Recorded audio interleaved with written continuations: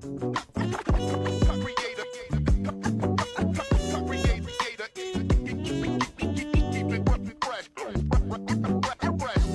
everybody, welcome back to the HIT.OR.DIE podcast. We host HIT.OR.DIE and Chad Rothford, and a special guest we've had on multiple times. Whenever he wants. He's one of our faves. We've coached him.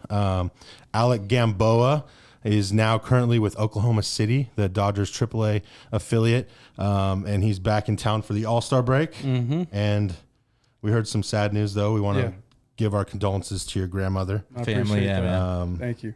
I know it's good to see family, but you know, you're here for that as well. Mm-hmm. So, hey, but considering though, like in normal circumstances, you'd be on the road right now. Like I'd be on the road. So, yeah, and that's what I thought about it too. I'm like, you know what? It's fortunate that it worked out this way because now I get to be with family during this time. You know what I mean? But it's also an unfortunate bittersweet event for sure. You know what I mean? But it's family, bro. I'm thankful that I get to be here. It's better to be here for it than not. Exactly. So exactly.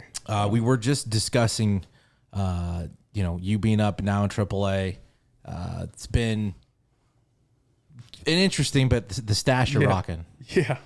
You just said you're not a fan. I gotta say, it looks good. You rock it well. I feel like I got to get that dirty lefty look, and I think it's going well right now. I do hate it. It's all in my mouth, and You can say fuck. It's okay. Fine. Unless your mom was watching, then if you don't want to. I don't want you to get a butt whooping or get grounded. We'll be fine. While you're home. I better not get a butt whooping. Well, I want you grounded while you're here, bro. Yeah, no. The stash, I think it's bringing me some luck. So I'm just gonna keep rocking it until shit goes sideways. Got to do that baseball superstition. Make sure you're following the podcast on Twitter and Instagram at HIT.OR.DIE Podcast, TikTok. If you're watching here on YouTube, be sure to subscribe, and if you're listening, make sure you download the podcast. Also, thank you to all those that checked out the HIT.OR.DIE store. Bought stuff. The out-of-state orders were awesome. In fact, just to be just be honest, there was more out-of-state orders than there were in California orders. So kind of weird, but also cool to see. We are going to open the store back up again for some of those that did hit up late that didn't miss it. So we'll open it up again for you guys. But again, thank you to all those that did purchase stuff on the store. Gambo, before we jump into some baseball talk and some of the all-star stuff, you had the draft, your season. Because you and I, we've talked a few times, and then last year we talked a couple times during your AA stint. What's been different? Like just the velo's up. Yeah. Everything just seems to be kind of clicking right now. Even with like your body and health-wise, how's all that holding up right now? Everything's good right now. I mean, obviously in the past we've kind of had some back issues, a little bit on the shoulder, but nothing too crazy. It's mainly been the back. But this year it seems like it comes and goes, but it doesn't stay for a while, which I'm thankful for. And so we've kind of been maintaining that in the training room. But the back is wonderful right now, and we're grooving right now. I know we talked. You went to spring training. You went to Arizona early. No? I usually go early every year. But they wanted you early, right? Like this was more like a requested type thing, wasn't it? It was kind of like it really wasn't. They kind of leave the door open for everybody. It's usually for the guys that are on the East Coast during winter. They got nowhere to throw, right. So come to Arizona, but even though I'm in California. So you wanted to get out of Madera to go. Exactly. And go get started a little early. All right. I mean, that whole area is pretty sick, though. It's awesome. They have everything there for me. And, I just want to.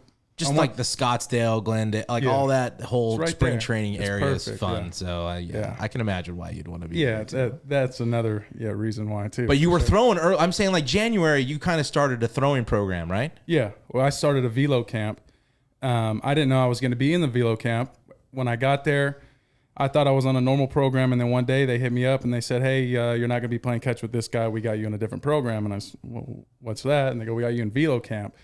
So I was, last year I was throwing hard, especially being left-handed. I was 92, 93, maybe dabbing with fours. Every now and again, you'll see a 5, which I thought was fine. And they're like, "Hey, no, we want to put you in a velo camp." So we did the velo camp.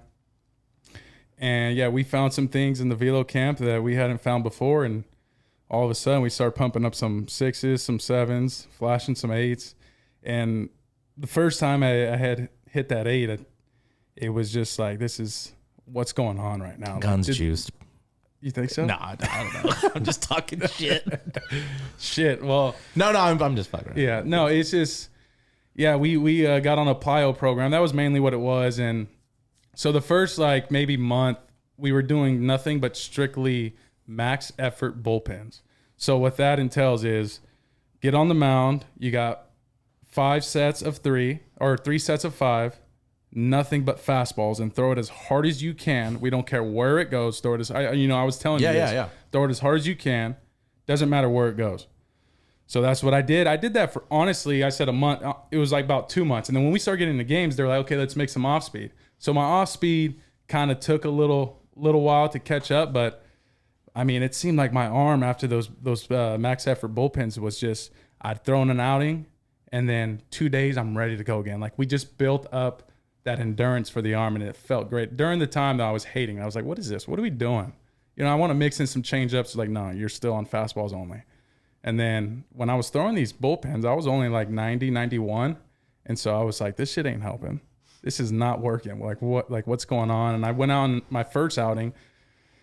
I went out there, it was like 92, 93. And then I went back for my second up and I was like 88, 90. And I was, down on myself. But, we trusted the process. And then once we started playing some of the teams around the area, that's when, I'm throwing and I come out and they're like, how hard you're throwing right now? I said, no. They're like, yeah, you're like 5 to 7.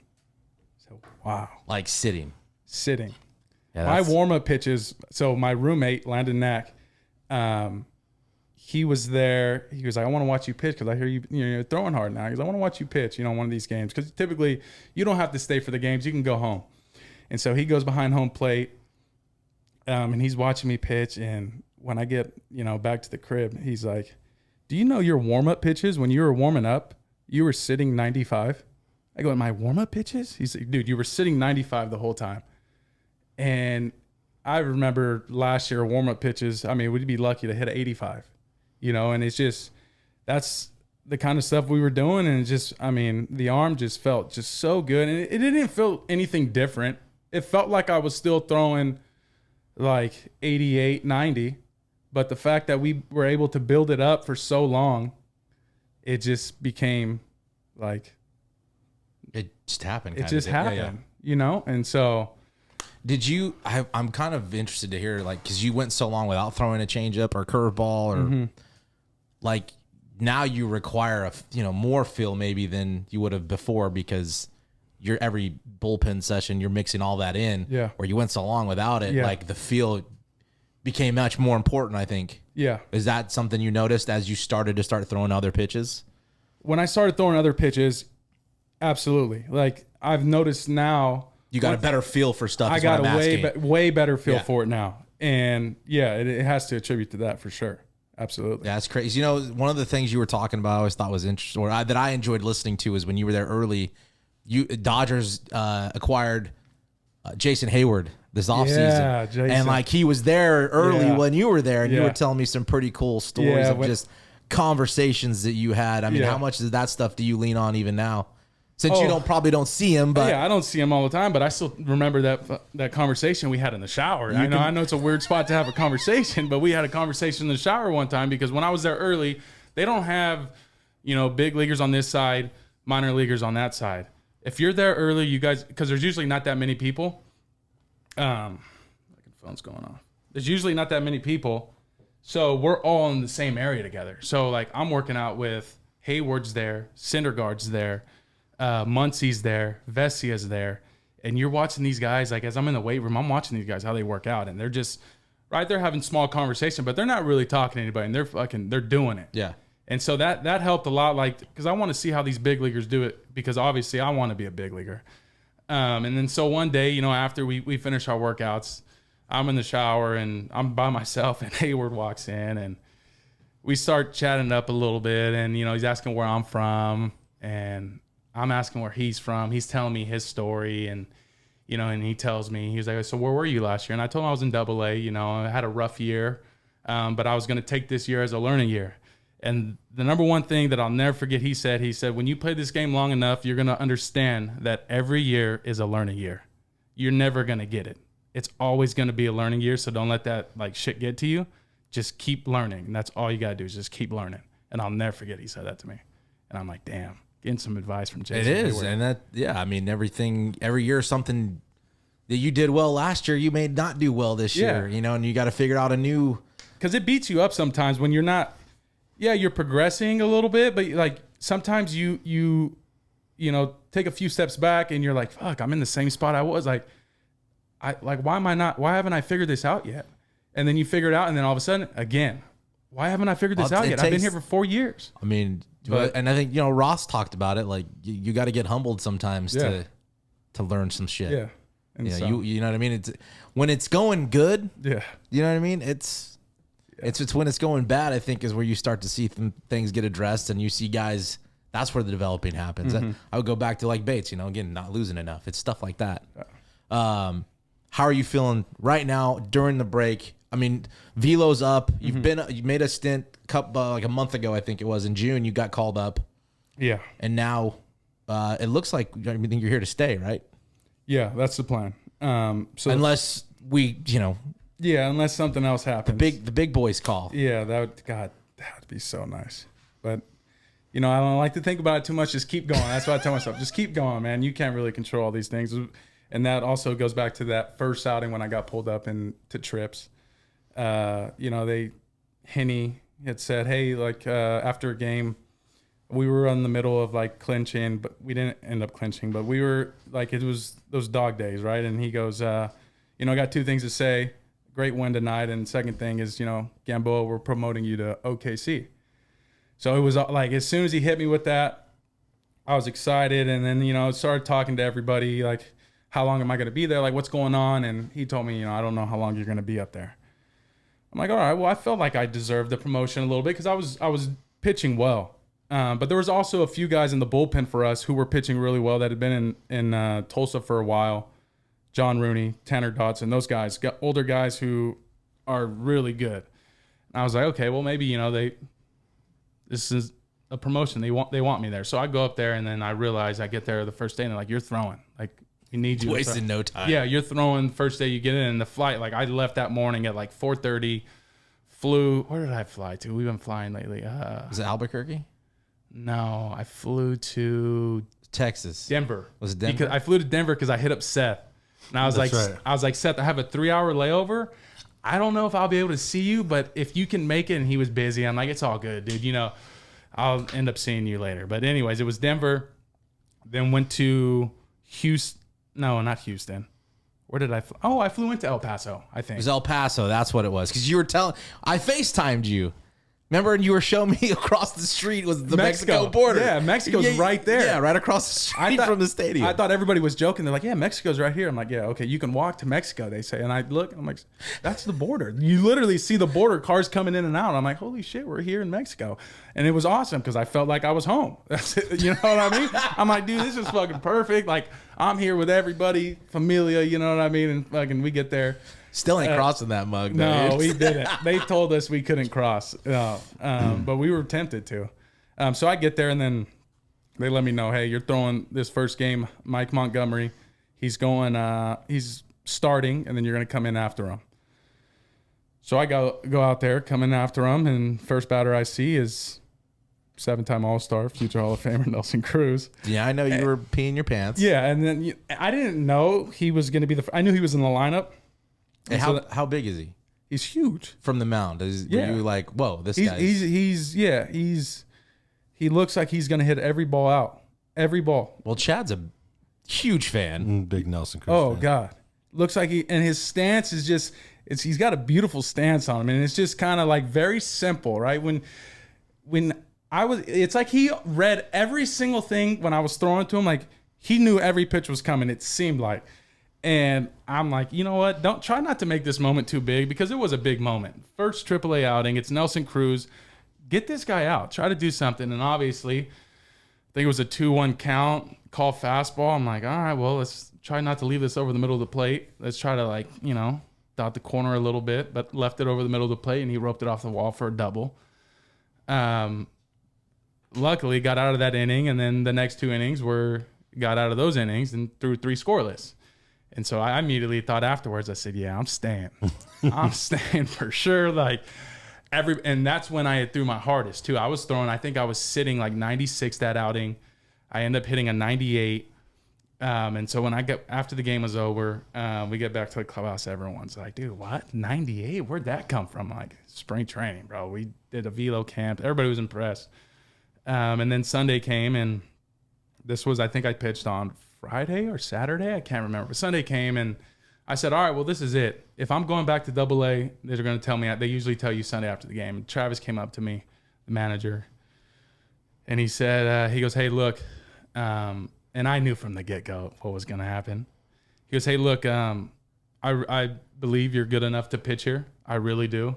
But the plan for you right now is to go back to Tulsa, and they need you down there, and that's the plan. You know, I'm sorry, but that's what we got to do. I mean, but weren't you filling in just for kind of some IL guys, right? Like, did you know that, or was that wrong? I knew that because I just put 2 and 2 together. Okay. I didn't know that because nobody told me.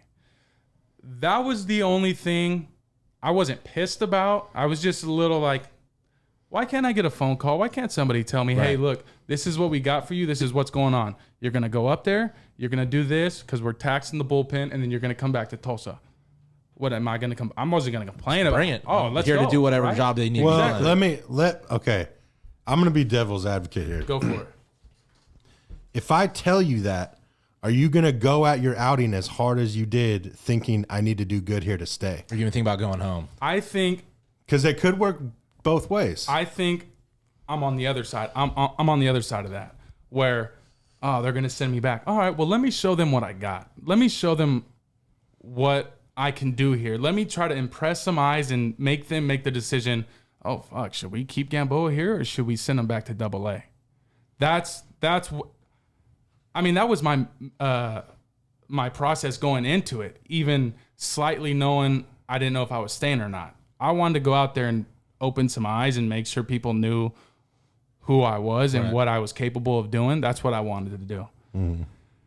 And so when I got back to Tulsa, Henny, I love Henny. Henny's one of the best managers I've ever played for. He came up to me and he was like, "You're back already?"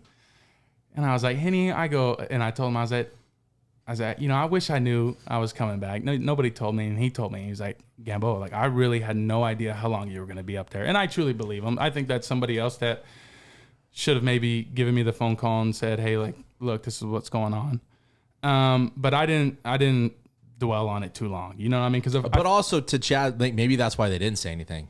Like to what's Chad saying. And I think about that too, and I'm like, well, maybe they don't want me thinking too much about everything, and like, hey, go up there, go do something. Don't tell me too much information. Maybe that's a good thing. Well, because when you get called to the show, they're going to expect the same thing. Mm-hmm. You know what I mean? They're not going to tell you whether you're going. It's just you're getting called up.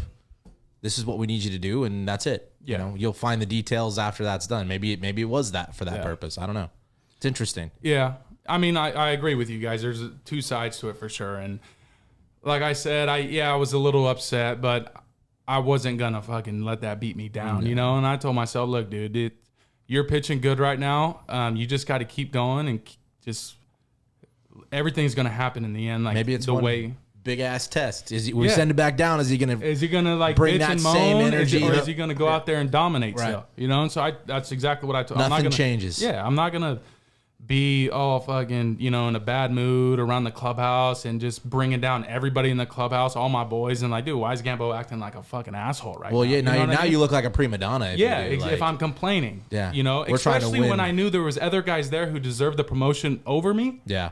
I wasn't gonna go back and be like, oh, like what are we doing here? You know what I mean? Yeah, no victim mentality. I love playing for Henny, and I love the vibe in Tulsa. I love being with my pitching coach Ryan Dinnick down there, and who I've had pretty for much 3 years, your whole time in the professional game. Yeah, and so I just figured if I kept pitching the way I was pitching, something was gonna happen soon. And so then when the second promotion came, they called me into the office, and then that's because nobody gave me that talk. We're like, dude, we're so like it was a real promotion. Yeah, they were kind of like, they didn't say nothing to me. And They're so, like, Gambo, you're going up. yeah, That's that was it. That was Simple. it. Short Here's your And plane flight. Get your information. Exactly. And so that's why I'm like, nobody's like really dabbing me up. And so that's why I kind of put 2 and 2 together. But then the last promotion, Denick and Duran, Henny called me into the office, and Denick he's like, dude, I'm so happy with how far you've come.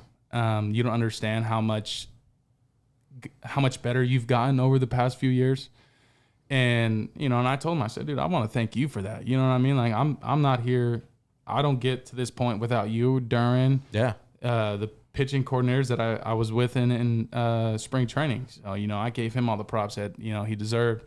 And, so we went back up to trips, and we've been there since. And it's awesome. AAA and AA, though, it's so different. That's where high A and AA, in terms of like the clubhouse environment, really similar. Obviously, the talent level, I think AA talent level is out of this world. But AAA and Tulsa clubhouse, completely different. You got families. And well, yeah, you got big leaguers. You got big leaguers. You got 4A players. I mean, yeah, there's a lot. When you're in a clubhouse with Cole Calhoun, Mike Montgomery, Robbie Erlin, Mike Montgomery, David Dahl, like guys like that. Vesia was down there for a little bit. Victor Gonzalez was down there for a little bit. David Freitas. I mean, I can go on and on about who's in the clubhouse, and it's just more of we have no stretch times. We have no scheduled times. There's no like. It's more big league. Yeah, it's no itinerary of what you need to do. Those guys have their routines. Yeah, they know what they need to get done before a game. And like everybody's kind of like, even the pitching coach, the Doug Mathis, performance coach, they're kind of off you a little. They're like, they let you do your own thing, right? You got to do whatever you got to do to get ready. They're there if you. They're there if you need help, right? If you're struggling, yeah, they're there. So honestly, I love it that way. It feels more like a job now. AA. Well, and it forces you to Get your take. stuff done. Yeah, you are accountable for you. Yeah, absolutely. And so now it feels like, all right, this is. It feels like professional baseball now. This feels like the business. Correct. It's awesome. I'm happy for you, man. Yeah, we both are. Everybody in this community here in Madera, being a Coyote, and even the Valley, like it's pretty awesome, dude. Mm-hmm. Speaking of that professional baseball, well, before we get into the draft, there was some random baseball news over the week. I don't know if you guys saw any of this stuff. One, Baltimore Orioles wore Braille lettered uniforms. What's whatever, like it, Yeah. Was that this year? I thought that was. I don't know. I thought that was a picture of Adam Jones was it wearing it. I don't know. I saw the fantasy football guys retweeted saying they didn't get it, which I thought was funny. I think that was a while ago. Was I it think old? I remember that being a while because ago. I have never seen it before. That was when Adam Jones was there. That's got to be really old then, because he played overseas for a minute too. Yeah. I just had never seen that ever, and I was like, is it real? Was going to be my question. It was, right? Yeah. I saw a week ago, and I was like, was that a real thing? That really happened. Mm-hmm. Yeah, okay. I definitely remember that. I don't remember ever seeing that. I just thought that was interesting. That it, again, just different. But the Chicago Cubs, this one I saw a couple days ago, for the first time in franchise history, beat the New York Yankees in Yankee Stadium. That's got to be one of those stats, like the wildest stats. Like just a game, beat them in one game. Well, they're different leagues, so it was one game, right? And interleague play, I don't even know when that got introduced. Or was it a series? Like they beat them in a. They had a series, but no, it was the first time in they've ever beat them and in old or new Yankee Stadium. Yeah. Huh, that's crazy. Ever, I didn't believe it. I didn't either. That's why I thought, I'm like, there's no way. That's why I'm asking about the Braille thing, because I was like, I didn't believe it. I didn't believe this. They're 0-12 going into this series before the All-Star break. The Cubs were, and they won 2 of 3 at the new Yankee Stadium. They were 0-7 at old Yankee Stadium, 0-5 at the new Yankee Stadium heading into that series. So I just thought that was interesting. I never heard that before. And the other thing was Detroit Tigers. I don't believe this one. Through a combined, What do you mean you don't believe? That combined through a combined no-hitter versus the Blue Jays last week. That is their 9th in franchise history. 3 pitchers were used: starting pitcher Matt Manning, and then relief pitcher Jason Foley and Alex Lang, combined for a no-no. Some people were kind of shitting on it. I don't even know if we've ever talked about that bit being combined is not kind of a less of a feat. What would you think about that? You're a bullpen guy. I mean, it's a no-hitter's a no-hitter, but yeah, obviously he doesn't hold the same, you know what I mean, weight as a starting pitcher. Going CG. Yeah. Okay. Yeah.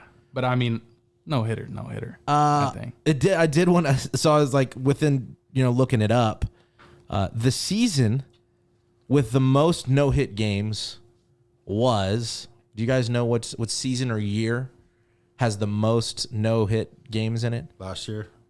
Close. Within the last 20 years. And this is all of baseball, the history of baseball. This one season had 9 no-nos. Was it 21? It was 21. 9 no-no. It's just 2 years ago. Yeah. Mm-hmm. Thought that was pretty crazy. Wow. 9 no-hitters in a season. Oh, wow. I should have went back and looked at who all the 9 pitchers were. But there probably is a combined in there too, mixed in. Oh, it's got to be. 2023 draft took place. Started Sunday, first 2 rounds. Then you had 3 through 10, and then 11 through 20. Wrap up the 20-round 2023 draft. And you saw a handful of local players go, which is always cool, from this Central Valley area. 3rd round was Jerron Watts Brown to the Toronto Blue Jays. Went to Hanford High. From Long Beach to Oklahoma State. Again, 3rd round pick to the Blue Jays. Fresno State and Clovis West grad. Eshawn Henderson went in the 8th round. Always love seeing dogs go. 13th round saw Riley Cooper to the Baltimore Orioles. He went to Kingsburg and Clovis North High School and drafted out of LSU. Just won a national title. 14th round was TJ Fontaine, who was a Buchanan alumni, drafted out of San Diego State. He's going to the Tampa Bay Rays. 20th round saw Isaac Aon selected by the Nationals, another Buchanan alum, and Oregon Duck. And then today I saw Roman Angelo, another Fresno State Bulldog, signed as an undrafted free agent with the Arizona Diamondbacks. So congrats to those guys. I'm sure more might sign as undrafted free agents in the area, maybe from Bakersfield. I'm not sure. I haven't really looked yet. But congrats to all those guys. Thoughts on the draft, Roth? First. Anything. Go ahead. I know we were going back and forth on the analyst guy, if that's what you want to call him. What was his name? Kylie McDaniels? Yeah. He was terrible to listen to. Did you see, did you watch any of it? I didn't watch any. You guys were, I think you were playing probably. Was it Sunday night? Did you guys play? Did we play Sunday night? Yeah, we played Sunday night. Yeah. I don't know. I'll keep up every now and again. I'll see, I like to see Valley guys go too. So I've seen all these guys, but I didn't watch any of it. I didn't watch now. I just kept watching Eduardo Perez get closer to Kyle Peterson.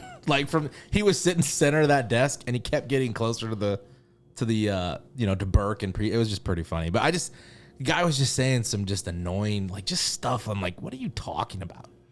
I don't know. I got kind of frustrated when he was talking about first rounders being potential 260 hitters. And I'm just like, since when do first rounders are projected to hit 260?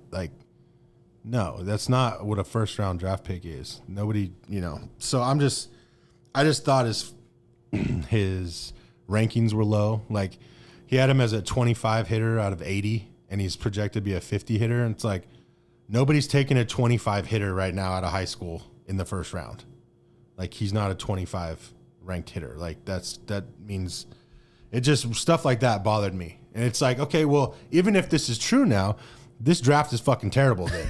Was he just shitting on everybody? No, these were he thought were he was their Todd McShay for baseball. Yeah, he was their analytics. He was their draft guy. And then why was Jessica Mendoza there? But she was up at a different part. I don't know if you saw it at the draft. Yeah, unless the backdrop was she was home somewhere and the backdrop was the same as the stage. I don't know. But she wasn't any. They kept sending it to her and she's by herself at some booth in the same place. I'm like, why can't she just sit at the table with the guys? I don't know. I just thought it was weird. And then you go and barely get the baseball draft inside of a football stadium or on a football field was kind of funny. But is that where it was? Yeah, it was at the Seattle Seahawks place. I don't know. And then you're. I know you had. I know with the draft you saw the last. Was it the last pick that kid got picked? The quarterback. No. Oh yeah, DJ by the Dodgers. Was it the last pick? It was in the It was 20th, 20th round. It was the last round. Yeah. Like, That's frustrating to me. You have guys that you have baseball players that work their asses off their entire collegiate careers and even high school players that can get drafted. And then you draft a kid that hasn't played baseball. I don't even know if he played it in high school. I have no idea. I heard he's got a At St. mid-90s John fastball. Baca. Does he? That's cool. But he's never played. Did he not play in Well, college? and he's No, not he going to didn't play at Clemson. He's not gonna play baseball. It's like Yeah, you just that's wait. what I- that's you what I burn a figured. draft pick, and like a guy like Roman Angelo, just a great example of. And that's where a guy like that's probably frustrated. You know, like Yeah. Like that, he can say he got drafted and Roman Angelo can never. Guys like that. And there's a number will of say they those never that- got drafted. and that happens almost every Like when year. they drafted King Griffey's son that one year, it was the 24th round because of Griffey Hall of Fame. 24, yeah. Manziel. 24th Remember round when they dra- drafted his son. It's like Padres got Manziel. Remember that? Yeah. Yeah, they did that too. Russell Wilson. Russell. Yeah. I mean, it's just like ridiculous. I mean, Kyler Murray was the only one that like, okay, here's Legit. a first rounder. Yeah. I mean, he played. And He played both. yes, he did. And you knew, I mean, you I knew mean, we knew he was going to play football, but he played both. You can say, yes, he was actually really good in college in Big 12, you know. what I mean, is there anything about the draft that, and not maybe anything that you saw? Is it just like noticeable stuff? Yeah, the players are worse. And how so? In your opinion, like, go ahead. By looking at numbers, because I'm just like, fucking, really? 10th round?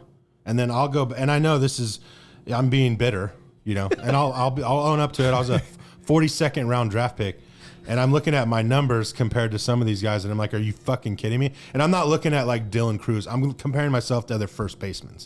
You know, like a Trey Morgan at LSU. Sorry, I was fucking better than that guy. Well, statistically. but I mean, I've like, And I'm just Jason like, Donald 10th was round? on here saying the same things. I think Loop even mentioned it before. I'm sure Marcus Walden's. I'm sure. Did you do that when you were in your draft class? Yeah, when you see when I was watching left-handed pitchers go, and then as soon as I see a left-handed pitcher go, I'm like, all right, let's see what this guy's got. Yeah. Right. Most of them are pretty. Even being a juke, I'm just saying, like, Yeah. it's the baseball player in Yeah, you. It's yeah. the competitor in Yeah. you that's like, well, I'm fucking better than that guy. Yeah. Yeah. Like, you Always. think you're better than all of them. Always. But I'm also like, I was talking to a really good source of why the draft's 20, why they took away minor league teams.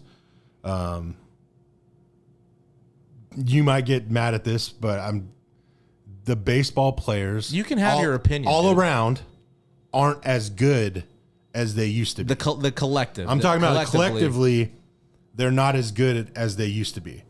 And I say this because once he told me that fact, like, why would we get rid of minor league teams? Well, money. Because we don't have, yeah, And COVID kind if of- we don't have enough good players to fill That's those true teams, too. And I'm not saying you're not wrong. because they're going to make money. You go to minor league games, they're pretty filled in the summertime. More so than a lot of college. But are they losing more than they're making? I don't know. As a whole, some minor league teams might do better than others. Well, then why is the rounds? There's still the same amount of college players, so why is the rounds go down from 50 to 20? Or it went from 40 to 5 in COVID, and then Yeah. and then they set on 20, and it's been 20. That's the what I'm last saying. couple. There's less. I'm to not saying pick you're from. wrong. I'm not saying you're wrong, but I think there's other things. Bottom dollar is probably number one factor for Well, owners and then I said this too. That and was, management group or ownership groups. and I said watching the All-Star game, that was one of the worst All-Star games of players that I've seen in a long time. Like that are batting like 240, and you're a fucking All-Star. And like the other day, the 98 one was on, and it was like everybody's batting close to 350 with 20 plus homers and 70 some ribbies already at the break. And it's like, well, and then all the starting pitchers had an ERA sub 2, still throwing 90 to 95. And I'm like, okay, well, and we talk about the pitchers are better now. They throw harder and all this kind of stuff. Okay, I agree. They might. But why are the ERAs so high? Why are the batting averages so down? It doesn't make sense. Because in the 90s and 2000s, the batting averages were high and the ERAs were low. And the All-Stars were the same 20 All-Stars every year. That's the one point that I think about. I'm like, well, you had the same guys making the All-Star team for a decade, year after year. And now it's like every year it's just first-time All-Star. Yeah. Which there's nothing wrong with that. Until they get the book on you, and then you're not an All-Star anymore because these. I mean, dude, I gotta say though, and I know Chipper Jones said that he would hit 220 in today's game. Which I don't believe that. I don't believe it either. But I mean, you're seeing some insane movement, and you're seeing guys throw like Duvall last night was 102 with 6-7 inches of move. I mean, I'm the last. I couldn't do it. Do you know what I mean? Like, it's hard for me to say something. Well, then why is his ERA so bad? If he's so nasty and guys can't hit him or whatever, why? I don't know what his numbers were. I don't know. I mean, he was in the All-Star game. I don't know what that means. There's a lot of guys in the All-Star game. There's a guy that was 6-7 in the All-Star game. That was a starting pitcher. Like, come on. Like, what are we doing? 6-7? Yeah. Oh, wow. It's got to be the fan favorite, right? Because it's all. How do you feel about when you hear shit like that? Like how different it is versus today versus yesterday? And I'm talking like, you know. And I'm not trying to say everybody. Yeah. I'm trying to put in words. I guess there's more that have benefited from being kind of sub, like I want to play now or average. Because if you're telling me I can go hit 220 and 30 homers and get in the big leagues, I'll fucking do that every day of the week. But when I was playing, you had to hit close to 300 no matter if you're a fucking power guy or not. That was the number. That was the deciding number of how good of a hitter you are. If you can get to close to 300. That was it.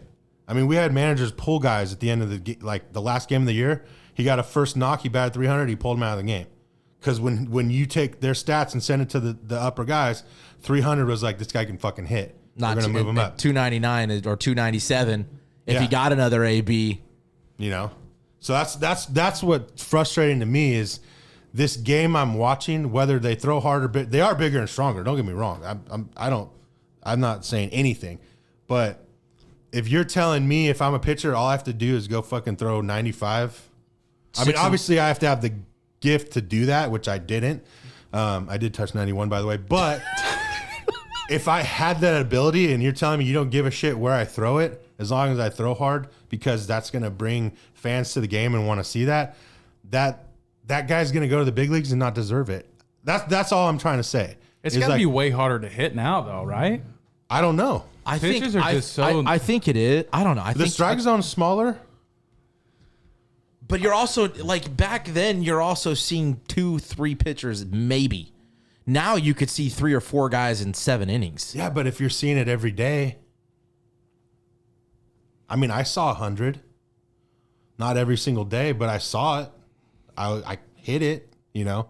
If you're seeing that every day, it's almost like seeing 90, 95 every day. If I see 90, 95 every day, I'm going to get used to it. Well, and I think people can't argue there's kind of, and we talked about it a few times, like I don't think you can argue there's not a disconnect somewhere because then it was batting averages were higher and ERAs were lower.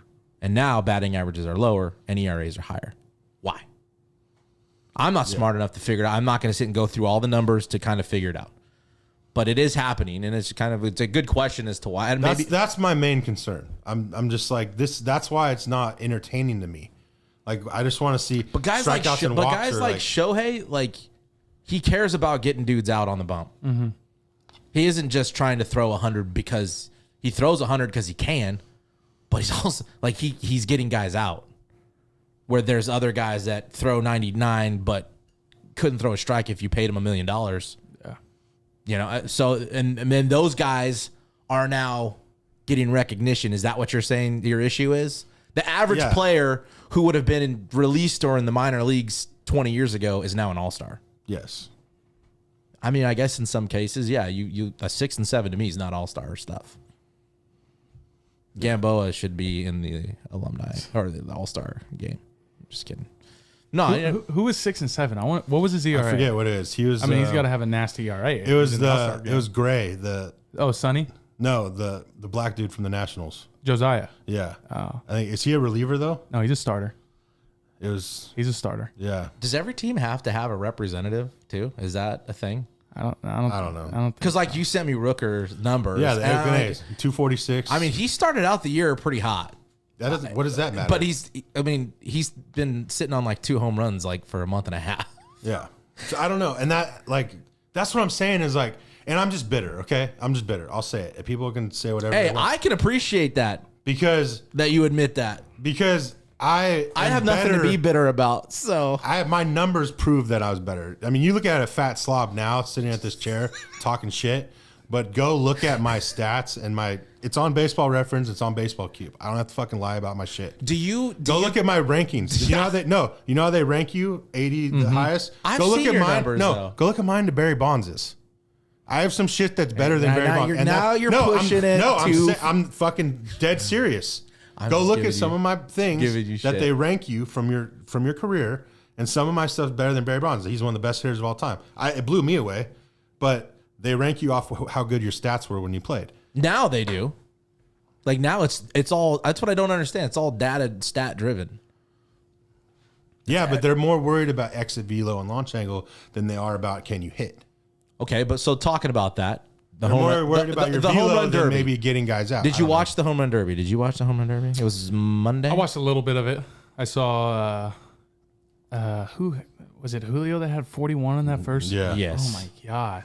I thought he was after that. I thought he was cruising. And the reason why we didn't post all those after, did you see people were responding to the questions on Instagram and No. you didn't notice that? No. So when it was when Julio did that, we got like 2 or 3 Julios they were gonna win, and then when it was Vladdy in the final round, we had people saying Vladdy. So I didn't post those because that's I do have to say I finally won. I mean, One of our I'll things. give it to you. Would you pick Vlad? I'll give it to I you. originally was going to go with Alonso, and he was like, well, I want to go Alonso. I said Alonso on the podcast.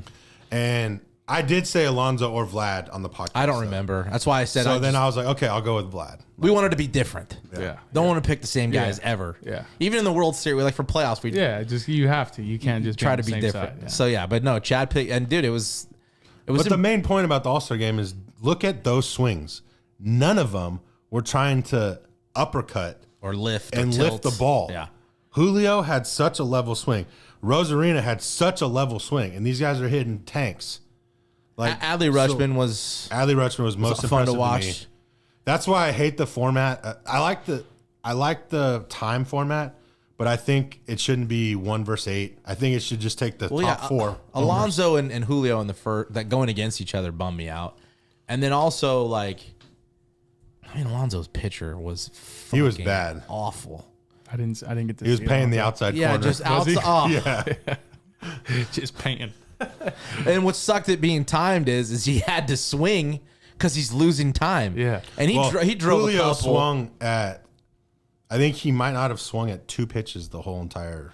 But his that routes. guy, his dude had him. He didn't move. He was just here, throw, Just here, flipping. and throw. Never stepped or anything. It was pretty good. It was. don't know. I like the 10 outs because you watch every bomb. When you said that, that made more sense to me. You watched like, and they You showed didn't it. watch anything land in the No. because they have You have rapid to fire. keep going. And You yeah, have to keep people are going. getting pissed at ESPN. Why we don't see it? Well, because they're going 100 fucking miles an hour. Yeah. Yeah. As soon as they show a ball leaving the yard, he's thrown 2 more. Yeah. When you're supposed to wait until the ball clears the fence to begin with, is part of the rules. Well, the umpiring crew again was not doing their job. Robo umps. Why? The guy was in full gear. The full umpire. I saw- Not gear, but like Why he is was there wearing umpires? his umpire outfit, standing behind home plate because he's supposed to like acknowledge when to swing and not. He didn't do shit. He just stood there. And then you said they were for Probably fair got and paid foul. $100,000. Yeah, fair and Let foul. some of the players that aren't competing in the home run derby do that. They mic them up.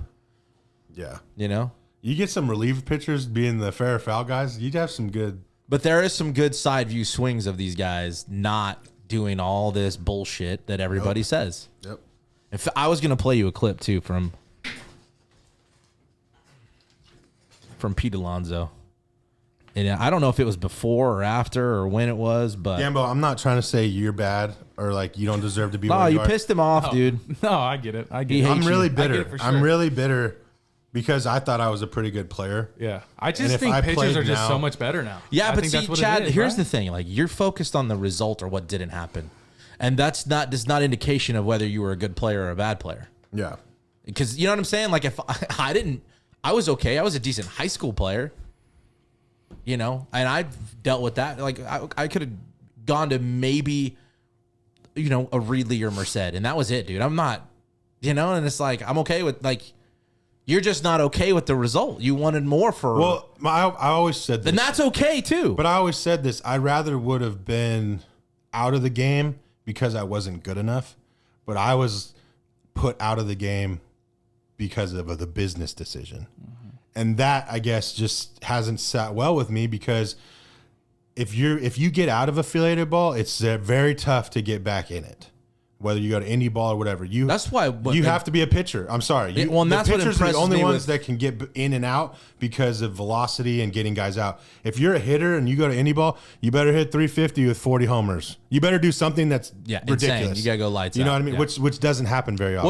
Which is again impressive with Marcus's story. Yeah, you know, when he's ready to write that book, I'm in. I'll help finance. We'll do whatever. I'm gonna be because again, he's what 34. Marcus, you'll text me and tell me 36. Something like that. But you're right. Yeah, but I just, you know, that's just what bothers me. I've been telling you that for a while. Without, I get it. I get it. Like if I hit 220 and 5 homers in my last season, it's like, damn, I'm a fucking power. But I'm saying don't let what didn't happen. I deserve to be released, or you know, that's just. I guess I'm saying is like don't let the lack or the result that you didn't get define what you think of your career. No, I had a great career. I know, and that's. I mean, that's why I say go look at the numbers because you can't say I wasn't good. I mean, I'm saying nobody does. Time, nobody says that. Oh, I don't know. I'm not saying they do or not. I'm just saying you can't. Well, they can't. That's why. But nobody's gonna. That's why I'm saying nobody's gonna tell you that. Yeah, that's what hurts me is if I played now with what they tell these home run hitters. You're there. I'm in the big leagues. You're there. 220? Fuck, I could go do that in my sleep, in my prime, not now. 220? 40? I could have hit 40 tanks. It was, but what was acceptable is different, and that's what I'm saying. But is that the player's fault? fault? And there's no DH. Is that the I was player's in the National League. You know, I was a big guy. People didn't think I was, you know, so. We've already talked about how that extended Pujols and some of these guys' careers. Like he doesn't get to 7 or 6. Was it 700 home runs? 705 or something like that. He doesn't get there without the DH. NL getting the DH. Yeah. You know?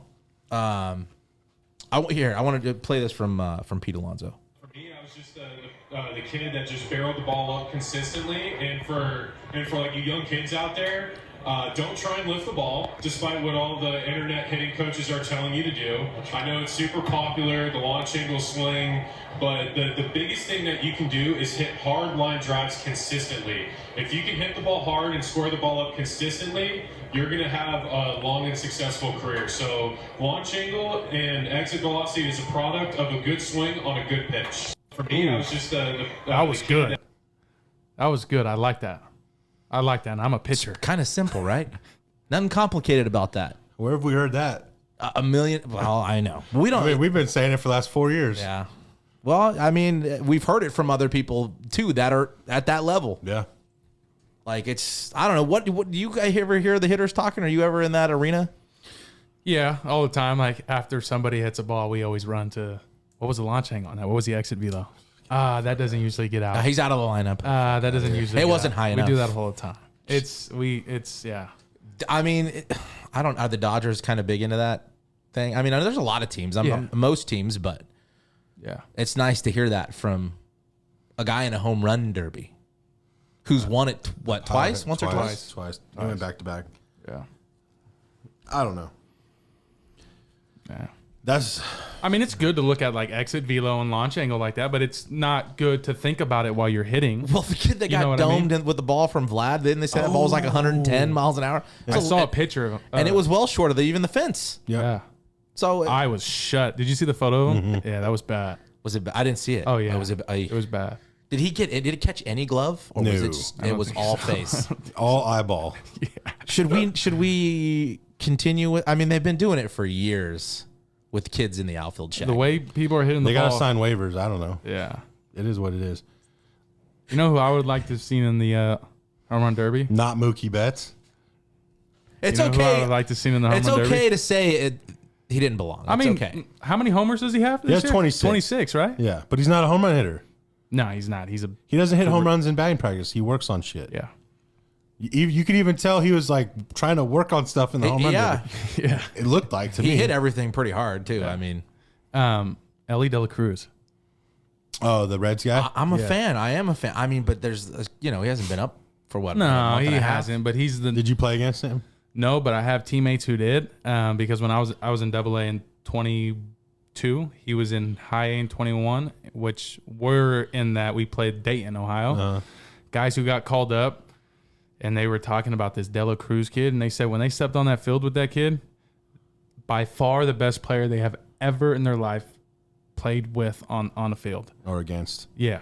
And they were saying this guy was just, he had the strongest arm out there, the fastest dude out there, and he's tall as shit. He just, overall, just incredible. He had like 5 or 6 homers in that series and was just stealing bags and just throwing. He's been fun to 98 watch. Yeah.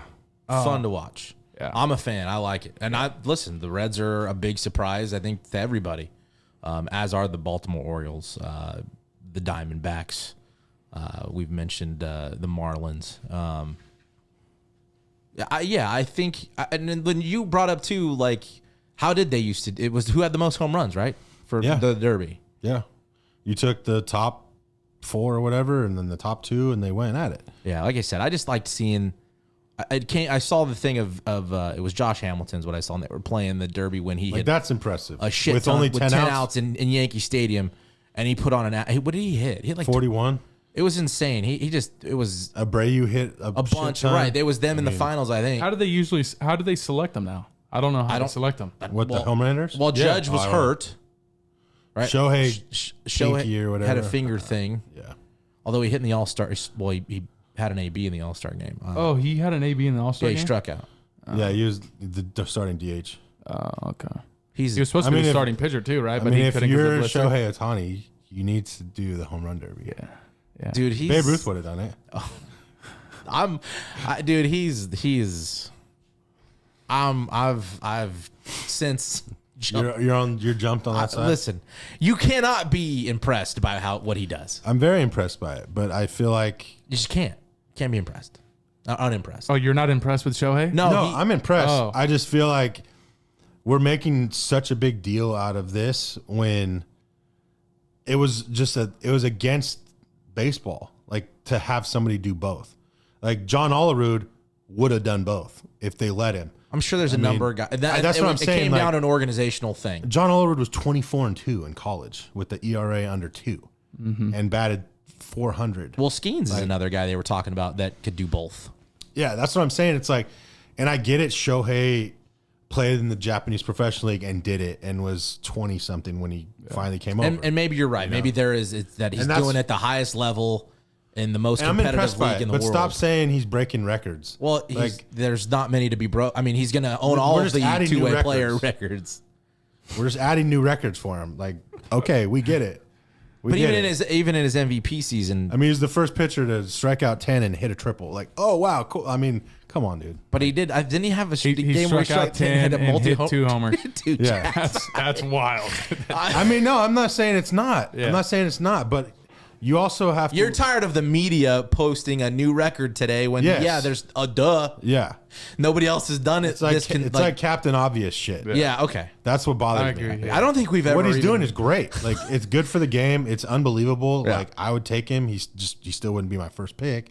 But I mean, he might be my first pick now. No. I'm there now, I think. I am there. I will get there when he hits fucking 280 to 300. When he gets on base every at bat, he goes 20-0. No. 20-0. He's got 80 I'm just saying, homers. Cy Young. When he's top 5 hitter and a top 5 pitcher, done deal for me. But he's not right now.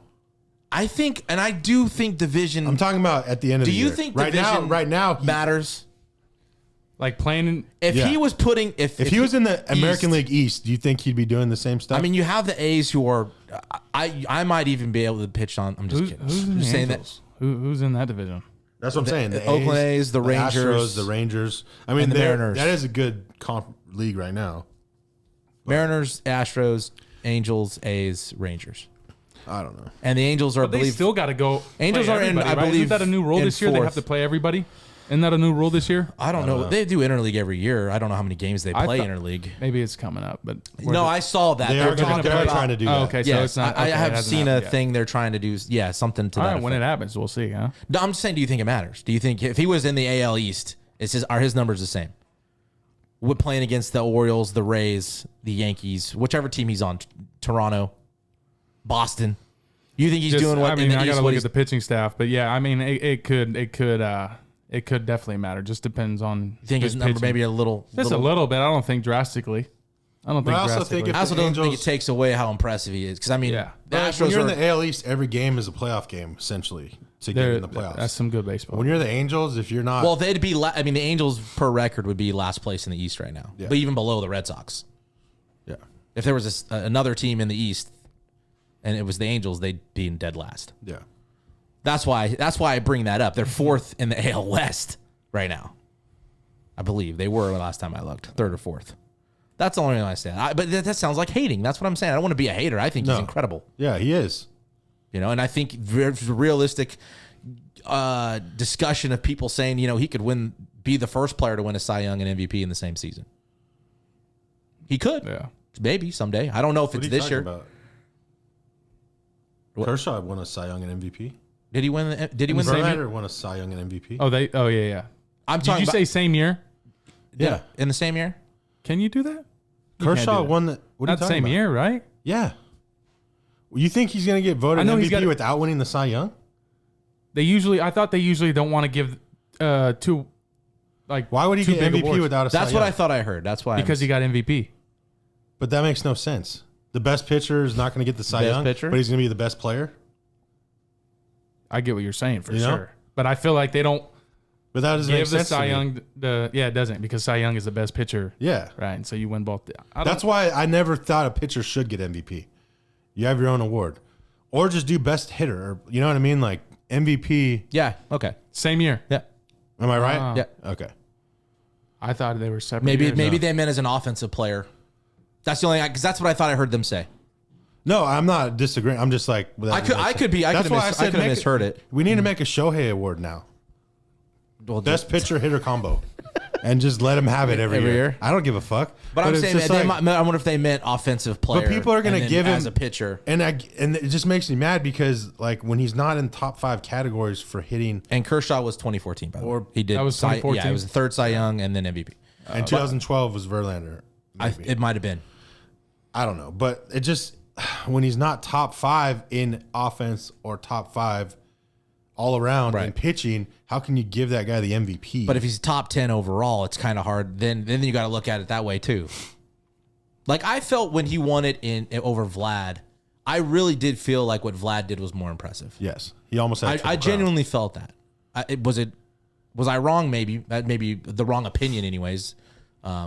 That's what other thing I can't stand. But then you also, have an opinion, and then also Ohtani wasn't playing every day like he is now. Back then, well, and I think he didn't only hit. What he hit like 250. Was it 240 something or Yeah, 257 that year. I mean, he still had a good year. I'm not. I mean, he had a better year last year when he didn't win it. And I think so too. Yeah, But then you can't. I mean, Judge broke history. but that's Or what's made frustrating. history. That's what's frustrating is like Ohtani had a better year and he's not the MVP. Right. When Judge it's pretty much the same thing. Besides the home runs, Vlad had better numbers than Judge. Yeah. Well, and I did the math. I think that year that Ohtani won it, he was like 32nd in pitching stats in the American League. Yeah, and he didn't. Last year was the only year he made the right number of innings to actually qualify for a Cy Young. So I mean, And that's another thing that bothers me. Like, don't get me wrong. See, he's doing great. Like, I get it. What he's doing, hasn't been done. Well, before. nobody's doing But it. when you don't qualify as a pitcher, then now you can't even count those to me. well, that can't be to the go in the argument to MVP. why he's an MVP, right? That's Right. what bothers me. He doesn't even qualify as a pitcher. Now, last year he did. Okay, so throw his pitching stats in there. But then you want to put he just had 40-some homers. His batting average was still terrible last year, or 260 or whatever. But to me, that's terrible for an MVP, is what I'm trying to say. That's what bothers me about the Ohtani thing. Now, if he qualifies as a hitter and as a pitcher, okay, now we could put those in there. But how many categories is he top 5 in pitching? How many categories is top 5, in the key ERA, strikeouts, You know, that kind of thing for pitchers, innings. Well, and then like wins. What is even the criteria? Like there is no criteria anymore. Does winning matter too? Like no, because DeGrom had a 1.8 ERA and won it with almost a losing record, I think. Who? With the Mets, DeGrom. Oh yeah, it was 9-10. Yeah, he was 9-10 with a 1.5, 1.8. You know, or it was like 8-9. It was yeah. Yeah. So I mean, but other than that, he had the best numbers across the board. Yeah. You know, I was gonna, and people may have to look this up. I don't know, but when's the last MVP in football that didn't at least make the playoffs? I mean, that's all voted on before playoffs start. That don't happen. But most of those MVPs in football, their teams are in the playoffs. Again, I know voting takes place before the postseason starts, but still, like Aaron Rodgers wanted to. They at least made the playoffs. I think they lost to the Niners. Well, the that year. baseball one doesn't go till after. Are you sure they don't vote on MVP? I thought they vote on MVP before the playoffs start. Judge didn't won anything unless they announce it after, but the voting takes place before the postseason. Yeah, I don't know. So I'm just, what's the same rules apply? I think winning should also matter. And when you're, all respect to my Angel fans and friends, they're not in it. They're not competing for a playoff spot. Right now it's kind of interesting. There's a handful of teams that can sneak in that wild card, but who knows? I don't know. Kind of got off track. That bothers me too, because without Ohtani, they're still in last place. Like that's what I'm saying. I'm sorry. I think he does great. He's good for the game. He's a super good person. He seems but he shouldn't be considered for MVP because his team's dog shit. Which that makes sense. And his numbers to me don't solidify an MVP for MVP because he's not top 5 in the right categories. And the argument's always that he's nobody's top. None of the guys on the offensive side have any ranking on the pitching side. Well, that's why there's a Cy Young. I understand that's honestly why there's a Cy Young. But if you're talking about the most valuable player, he's the most valuable player to the 4th place team in the AOS. Cool. I think fucking great. Okay, other than if you asked all the other owners if they could have any player from any team in Major League Baseball, I guarantee you the majority, if not all, are going to say Shohei Ohtani. That's awesome for them. Good for them. It has to say Shohei something. Would is all help I'm saying. Anybody. That's all. Except the Angels, I guess. I don't know. I don't know. That's why it's a team game. That's why baseball's the best. The Dodgers would take him in a second. Anybody would take him in a second. I mean, were they talking on the All-Star game? I think they were talking to Seattle. They were asking him how he likes Seattle. And somebody, I thought one of them said something about the Dodgers are going to go all in on him next year. Do you think the Angels are going to get rid of him before the trade deadline? They got to, right? If they don't get rid, he's not going to sign with the Angels. They're not going to take. They're not going to get. They're going to get outbid by every team. There's 4 teams that can outbid them: the Dodgers, Braves, Mets, a few other teams, Yankees. They're not going to outbid. The Giants are going to have a lot of money too. Oh, the Giants. Yeah. Why would you want to go to the Giants though? Why would you want to pay the taxes in California? That's another thing. He's been doing it. Rangers, dude. You think so? Rangers just going to load up. I mean, when you're getting $600 million for 20 years, taxes. What are taxes? Exactly right. That's a good point. I think the Angels got to want something for it, but who knows? I don't know what team is going to have to empty their farm system for that guy. I just think because of what the pedestal they have put him on, they're going to empty everything. Well, I don't know what I'm the still Angels taking Mr. Baseball have over to him. spend. Tom Selleck all day long. Okay. All right. I wanted to ask you before we wrapped it up, though. How is the new rules stuff? Have you adjusted well? Like how the pitch clocks obviously sped up the game drastically. Yeah. How have you felt about that part of it? I like the pitch clock. I really do. I like it because I'm not really a pitcher who takes a long time. I like to get going a little bit. Get in a rhythm. And then when I'm not playing and I'm watching some of these pitchers and these guys are fucking taking 50 seconds in between pitches, it's like, what the fuck are we doing? What are we doing? Like, let's get going. Let's get some pace here. It's to do that. Yeah. Yeah. So I think, It's part of the game. I think this whole Well, it was part of the game. I think this whole back in my day. I like this whole pace thing. It doesn't bother me. Now, do you think it has more of an advantage for a pitcher than a hitter? I I think it has more advantage. That's a yes. Yeah. It has a more advantage for a pitcher. Yeah. Because a hitter, they like to step out, think about. Well, they get a timeout. They get one. They get one. Does the pick thing?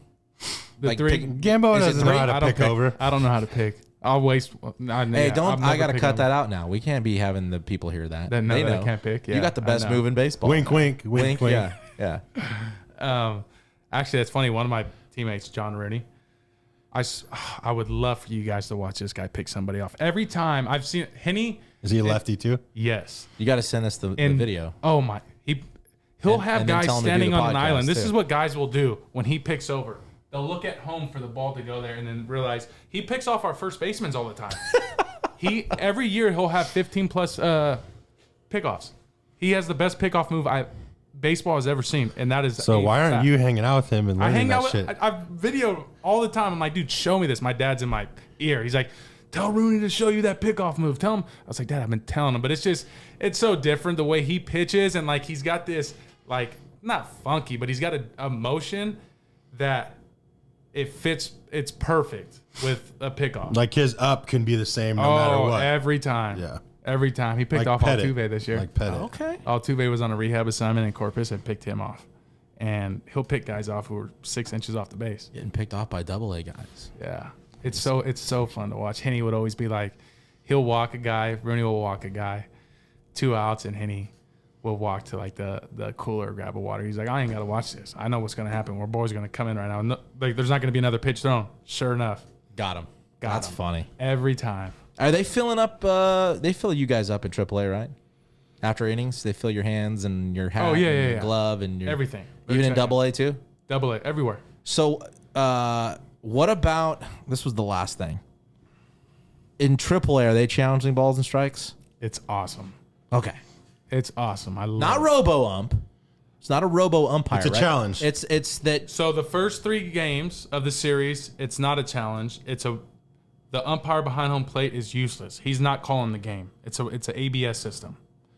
So they're doing that? It is a robo umpire. So they're telling him if it's strike or ball. Correct. He'll get a buzz or whatever, and then he makes the call. So is that delayed at all? No, it's usually instant, quick. He'll get the message, and maybe. Oh shit. Yeah, it's not delayed at all. No, but yeah, first 3 games of the series. It's 100% accurate. Yeah, 100% accurate. And then the last 3 games of the series, it's the umpire calling the game, but you can challenge it. And so once you challenge it, they go to the robo ump. Yeah. And that's where they tap. They look up. Yeah. It's a ball or strike, and it's instant. Would you rather just be that? Or do you like let the robo? umpires call? Do you like the last 3 games or the first 3? I like the last 3. I love the challenge. I love the challenge a lot. Because you can challenge. Yeah, I can challenge too. I won't though, because I've only been because in it AAA keeps. And listen, we had. But your catcher might for you. Oh, my catcher does all. So far, I'm 2 for 2. Well, I'm not 2 for 2. He's 2 for 2. And challenging for you. He'll make a bad fuck up, and like the glove will drop, and obviously you're not gonna call strike, and then he's like, I fucked up. I caught that wrong, and sure enough, clipped the zone. I know we had a little comment from Bobby Kahn, who's a local. He's an umpire. You expect that. But fan of the podcast, has supported us. He's a good dude. Known him a while. And a good umpire. Not a fan of the robo umps. And he brought up the human element part of the game. And I agree with that. Yeah. And I think that's why I don't know if I want robo We like umps. the challenge. I like the challenge better. Yeah. And listen, I know umpires may not, and I think we have replay. My comment was we have replay for everything else while still using and utilizing the human element. Yeah. But if the goal of an umpire is to get the things right, then it shouldn't be a problem. Yeah. They shouldn't have an objection because you're doing the job of calling and controlling the game. You want to get the calls right. Yeah. So you shouldn't have a problem with it, other than maybe it kind of. And maybe you should get one challenge in bit. at bat. Something. I don't know. Or maybe you get You get 3 maybe game you right get now. It's you're 3 at 3 a game. You get 3 games for balls and strikes. Yes, if you get it right. Oh, that's good. If you get it right, you keep it. If you don't, So you does lose the it. umpire or the coach like, hey, listen, you 9 hitters, you don't get to challenge. Yeah, like You're if you not challenging challenge balls on and a strikes. questionable, you're gonna hear it when you walk Bases in. loaded. If you're you not got, right. you can. Yeah, And if I'm you're not right. Yeah, Yeah, that's it. I wonder what those conversations. Do they have those talks? Like, I haven't had the talk yet. No, but like, have you had to challenge anything? No, just his I catcher haven't. did. The just- catcher does. Twice. give me a little bit more time in AAA, and I might start, challenge a little bit. But nah, I'm not there yet. But you would be okay if the big leagues took that. Yeah, challenge I one. think it's awesome. I really do, because it's the umpire, right? And so like sometimes the hitter's like, was that should I? But if it's borderline, they and it just depends. Like if it's a strike 3, obviously they're gonna challenge it. But like if it's So like you only get 3. yeah. But if it's a 3-1 count that made it 3-2, maybe you're gonna Yeah. challenge that. Correct. I think it's interesting, and I think it's And it was quick. It wasn't like, Yeah, okay, it was- go to the thing. And it wasn't like look a up, replay strike review. yeah, ball. look at the board. Yeah. The umpire will do this. Everybody looks at the board and they pull it up on the board. Yeah. Interesting. And it was 5 seconds. Yeah. If that. yeah, I like that. I like that better. Yeah. Because you still have the umpires engaged in the game. Yeah. Still making They're his not. call. Why even stand there? Why if even have an umpire? If somebody's gonna Yeah. beat me, That's what I. you know what I mean. Just have the video board call it a strike, or yeah. If I was an umpire, I'd just get a chair and stand off to the Yeah. side. I'll be the out. I'll call. Anybody coming home, I'll call out or safe. Because it's now everything you do is reviewable, or everything you do is based on some type of tech. Even to play at the plate can get reviewed, and you could still be wrong. I like the human element. I do. Yeah. It makes it. But I think challenging when I'm seeing a lot of zones that just haven't been good. So it's nice to see those guys have the ability to say, "Hey, man, this is affecting my AB. I think that was a ball. Sure enough, it's a ball. Now it's a base runner at first rather than out number 2." Yeah. And I think that's good for the game also. Again, if you're an umpire, your job is to get calls right as often as possible. So it shouldn't be a problem, I would think, if you really cared about getting calls right. That's just my opinion. Gambo, I love Hold you. on. Bro. Oh, go. We didn't do one thing. What did we not do? We'll just get it real quick. All-star uniforms. Oh, yes. Do you like the All-Star uni, or do you want the teams to wear their uni in game? I didn't see the All-Star uniforms. They're terrible, but would you rather? They were Would one- you rather wear your Dodgers uniform or some? I want my Dodger uniform. Okay, I want the team unis too. me yeah. too. I thought it was terrible. I mean, I don't. The National League had black pants with the With- teal green jersey. Okay. Yeah. There's I no was- black in Seattle's uniform. It was Yeah. No, I think it should be like how it's always been. I thought they Wearing had your the team white jersey. pants. It was black, no. They had black in the green, and then it was white with the navy or whatever. yeah. I don't remember. I would rather see the players wear their team uniform. Yeah, Yeah. I think fans want to see that. Yeah. I want to see Well, that's Mookie like, why in are my you Dodgers. not I want to see going? You have fan vote in guys for the All-Star game. Yeah. Why not throw out a fan vote for what they wear? Yeah. I mean, they used to wear that stuff Like during the home run derby and that, like the National League Yeah, yeah. stuff. And then the game was always their gear. Yeah. And then the last couple of years, it's been this. Like you make all these changes to promote the game and make it more appealing to the fans. They But ask them. you don't do anything that the fans want. want. Like ask the fans what they want out of it. I don't know. Maybe that's just me. But yes, I'm definitely with you on the team wearing their team uni. But no, Gambo, again, thank you, brother. I know your time here is short. Absolutely.